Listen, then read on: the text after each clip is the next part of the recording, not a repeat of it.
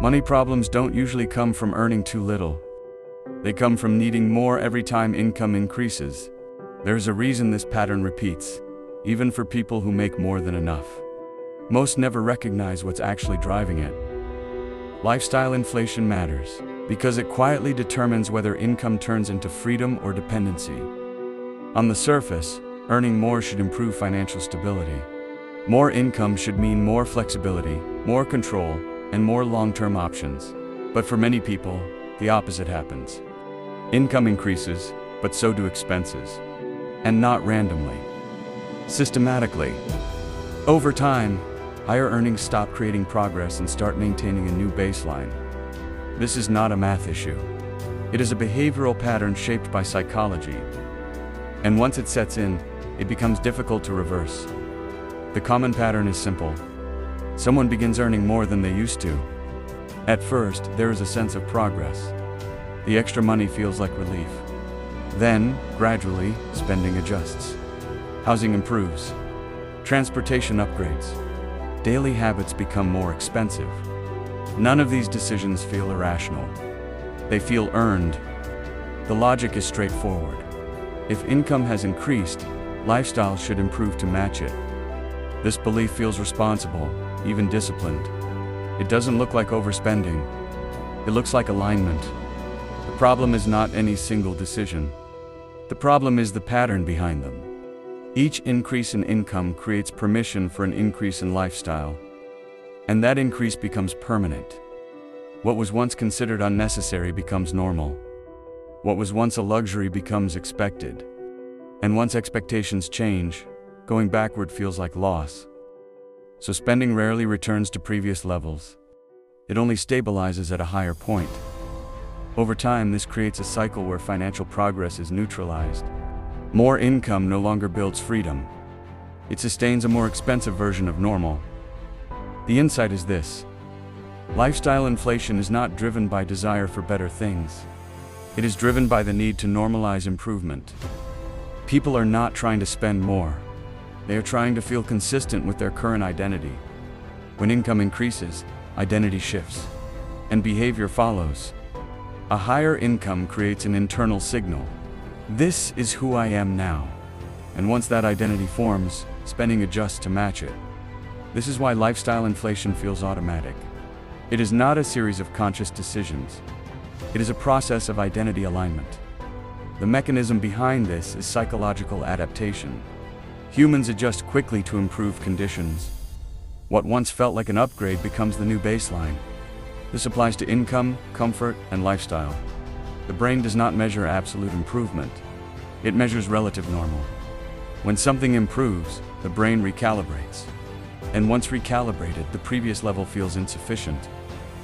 This is why satisfaction from financial growth is temporary.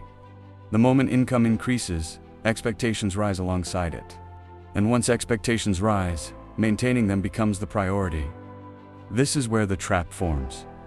Spending is no longer about enjoyment or value. It becomes about maintaining identity. A certain type of home is no longer a preference. It becomes appropriate. A certain level of spending is no longer optional. It becomes normal. And anything below that level feels like regression. This creates a subtle but powerful shift. Instead of using money to create freedom, money is used to protect identity. And protecting identity is expensive. Because identity has no natural limit. There's always a higher level to grow into. A more expensive version of normal. So income increases lead to higher fixed costs. And higher fixed costs reduce flexibility. This is the hidden consequence. Lifestyle inflation converts variable income into fixed obligations. At first, expenses are flexible. But over time, they become commitments. A more expensive home is not easily reversed. A higher cost of living becomes embedded in daily life. And once expenses become fixed, income is no longer free to move. It is already allocated. This reduces optionality. And optionality is what creates financial control. Without it, decisions become constrained. Career choices become dependent on maintaining income. Risk becomes harder to take. Time becomes less flexible. Even with high income, the system becomes fragile, because it depends on continuity. Treat income increases as temporary, not permanent. This does not mean avoiding all lifestyle improvements. It means delaying normalization. When income rises, the default response is to adjust lifestyle immediately. Instead, the shift is to pause. Maintain the current lifestyle for a defined period, even after income increases. During that period, do not upgrade fixed expenses. Do not redefine what is normal. Allow the increase to exist without immediately converting it into commitments. This creates a gap between earning more and needing more. And that gap is where control is built. Because once spending becomes permanent, the gap disappears. And with it, flexibility disappears. By delaying normalization, income remains fluid. It can be directed, allocated, or preserved. It is not immediately absorbed by identity. This is not about restriction. It is about maintaining separation between who you are and what you earn. Because once those two merge, spending becomes automatic. And once spending becomes automatic, control is lost. This is why lifestyle inflation persists. Not because people lack discipline, but because they unconsciously equate income with identity. And identity demands consistency. So behavior adjusts to match it. The result is predictable.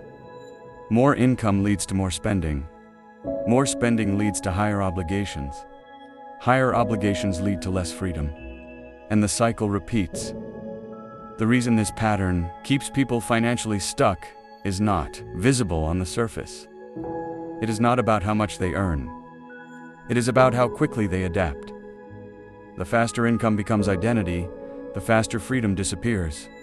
And most people never see it because each step feels reasonable. Each upgrade feels earned. Each adjustment feels justified. But the pattern over time leads in one direction: dependency on maintaining a lifestyle instead of control over money. And that is the cost of lifestyle inflation. If you're ready to stop just consuming and actually start building, the first step is in the description.